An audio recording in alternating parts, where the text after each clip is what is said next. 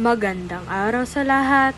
Ngayon, magsisimula na ang presenta ng animation galing sa pangkat 3, Buod ng Banaag at Sikat. Sa tahanan ni Don Ramon, nagtagpo ang dalawang magkaibang paniniwala, ang kapangyarihan at katarungan. Delphine, ang mga ideya mong pantay-pantay ay walang saysay dahil ang mundong ito ay para sa malalakas. Po totoo, Don Ramon. May karapatan din ang mga manggagawa. Ama, pakinggan niyo po siya. Ang pagbabago ay hindi kaaway.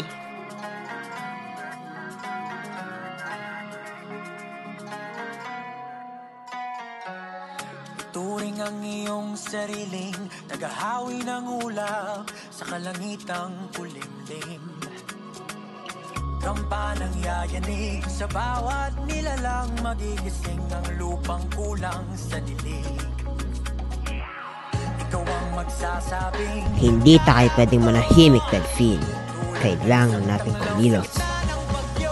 Tama ka, Felipe. Ang liwanag ay di sisikat kung walang lalaban sa dilim.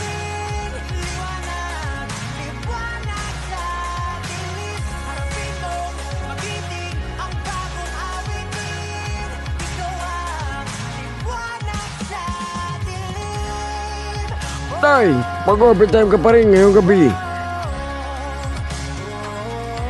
Pagod na po kami. Gusto lang naming marinig.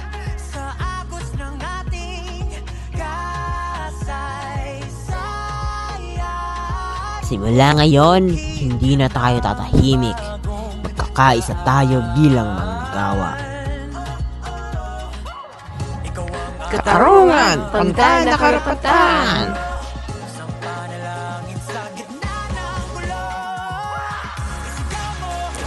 Ang liwanag ng umaga ay para sa lahat, hindi lang sa may kapangyarihan. Sa kabila ng dilim ng lipunan, sisikat din ang liwanag ng katarungan. Ito ang aral ng Banaag at Sikat, na